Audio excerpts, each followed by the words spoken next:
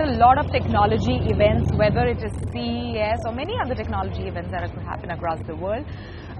So is that a statement towards a more digital Mondelez? We are more digital. I think we're leading the pack in digital. I think our digital transformation has been one of not just investment shifting, which we've done a lot of. We announced 4 years ago that we would move 10% of our media money into mobile. How does that translate into campaigns? We're past that. Can you share some examples? Yeah, sure, of course. But before I share some examples, just to come back, I think the biggest thing for us has been the connectivity to the consumer. So understanding where the consumer is and creating a planning process that takes into account the specific nuances of that consumer, whether it's a mom, whether it's a millennial, where are they actually consuming content and not just a blatant or not just like a broad swipe at buying. Great examples are the work that we've done on Oreo, the transformation of the Oreo business. The piece of work that I think is one of the interesting ones because I think it matches, actually, we have an amazing piece of work coming up right now, which is Stride Heaven Sent. And so Stride Gum is in a relaunch. We're changing the flavor profiles. The entire campaign is wrapped around this idea of mad intense, intensity in flavor, intensity in product. And we have a guy, Luke Aiken, jumping out of an airplane at 25,000 feet with no parachute, no wingsuit, nothing but the clothes on his back, and he's going to land safely on the ground. And more importantly, it's part of our media monetization. So we underwrote the entire production, and we're working with distribution partners to kind of recoup and hopefully profit from that, which is rare and something that hasn't been done. Underneath that is an entire digital campaign, which is driving tune-in. And one of the reasons why the network is so excited to work with us on it is because the amount of digital investment that we're making in terms of driving tune-in. So I think what you're seeing, though, from us is really that integration of great concepts, great ideas, but an understanding of where the consumer is at, and not just a blatant shift to digital, but an integrated shift across planet. Bonin, you're a big proponent of talking directly to the consumer. Is it viable, especially financially? I don't think there's an option.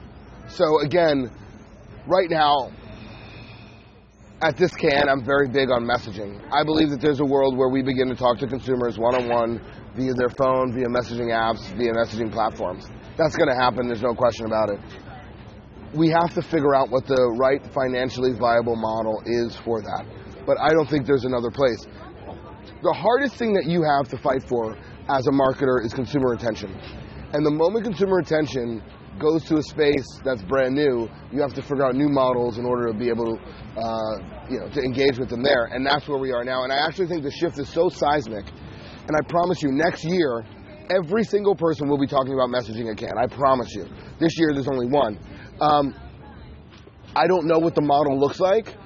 I wrote a book called Text Me. I put my phone number on the cover. Hopefully, enough people text me, and we've already done, I think, close to 1,000 people, that we'll begin to learn what the model is. I actually think that as an organization, we'll have the single largest qualitative study on how consumers want to be engaged with in this messaging platform. So, yes, one-to-one communications is the thing. Will it be viable? Yes, because we'll figure out how to make it so. But the real point is there's no other option. There literally is no other option. So you have to figure it out. So you've always spoken about how marketers have lost their risk appetite. So can you elaborate with examples which marketers have taken risks in the recent past? Well, look, I think we take a lot of risks. I think we're very lucky. 4 years ago, Dana Anderson, our CMO, challenged us to be fearless. And that's become our mantra as a marketer. In fact, we run a fearless event here every year. And I think that that's opened up the door for us to do things like Heaven Sent, which I think is a pretty a bold move for a brand to have a guy jump out of an airplane with no parachute, no wingsuit at 25,000 feet. But there are so many great marketers in the world: Samsung, Unilever, Heineken, AB InBev. I mean, you name it. I think that risk has become something that most marketers are conscious of. I think the funny thing is of all of this is that we take risks every single day. The walls of these organizations are littered with brands that didn't work, formulations that weren't right for the consumer, campaigns that didn't work. So we take risks all the time. The thing that we have to do more importantly is operationalize risk or stroke innovation. So one of the programs that we have is a program called Mobile Futures, which ultimately became Shopper Futures, which we rolled out across the world in multiple countries. And the idea is to take startups and match them with large brands, and to do that in a way that encourages our people to launch things into the marketplace that have never been launched before. And so creating platforms that operationalize innovation is the only way that large organizations are able to truly take advantage of the opportunities that sit right in front of them. Okay, how important is it for Mondelez to win at Cannes? It's not important to win at Cannes. What's more important for us here is to let the world know that we're open for business. We want the biggest, the best, the brightest, the newest, the most interesting, the most profitable and growth-driving ideas that are out there. And we want the world to know that when you see one of us, stop us, talk to us, tell us what your thoughts are, tell us what your dreams, your ambitions, your hopes, your wishes, tell us what those are, and let's see if they can grow our business and potentially if we can work together. So that's the most important thing, is to let the world know consistently that we are open for business and we're willing to say yes. I think saying yes is the single most important characteristic now for marketers.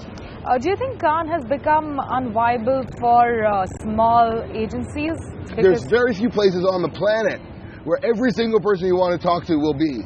Very few places. So do I think it's bigger than it's been? Yes. Do I think that makes it harder? Yes. But do I think the opportunity is greater than ever before? Yes.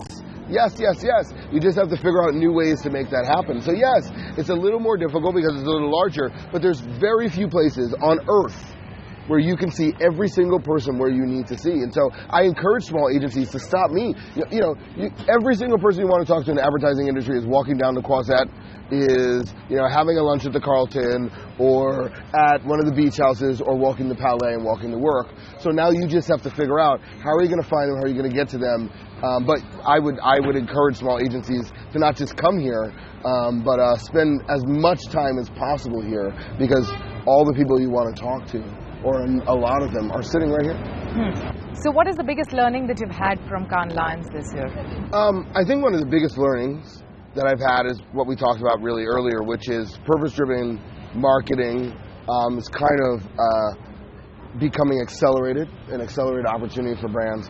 But for me, the biggest is that there's an absence of conversation around the importance of messaging. What does creativity look like in a world where you can only send a message? Do emojis move brands forward? Can I actually viably communicate with consumers in a true one-on-one fashion? Unlike we thought Twitter was going to be, which I love Twitter, but we thought Twitter was this one-on-one direct conversation. In reality, when I tweet to you, the rest of the world is listening too. So I'm in a different mindset. But here, I'm talking to you on a platform where you talk to your loved ones, where the most important people in your life you talk to. And so now, how does a brand participate in that space? And the absence of that conversation is the biggest learning, which means that there's a real opportunity there. There's a real opportunity because nobody's talking about it yet. But opportunity is there, but isn't it also a little intrusive when you're getting into a space where you share with only your close and loved ones? Everything is intrusive. And we as an industry will probably screw it up the first time around, because that's what we do. But at the end of the day, the question we have to ask ourselves is, will it make us better marketers? Will it make us more cognizant of consumers' time? Will it make us more focused on providing utility? Will it create communication that people actually want to see, not ads that they want to skip, not commercials that they want to DVR by? Will it actually change us into communicators versus just marketers? And so I think it actually has the opportunity to transform how we see the world. And I think, and look, I woke up to this maybe 6 months ago and realized that the world has changed so dramatically, and yet we're not, as an industry, talking about it. In fact, there's no tools in the ecosystem. There's no Buddy Media, there's no Vitru, there's no Expion, there's no CodeTweet, there's no analytics packages, there's no scheduling, there's nothing that exists around this space. All that's going to happen in the next 18 months, I promise you. But I think the biggest change is going to be, I've been talking about it as PRM, personal relationship management. We move from CRM to SCRM to now PRM. It's going to require us to become more personable. It's going to require us to become more consumer focused, more consumer led, and more consumer driven. And I think that's a really good thing for the industry, to be honest with you. So, well, thank you so much. Thanks for being on the show. It's always a pleasure, and thank you for having us.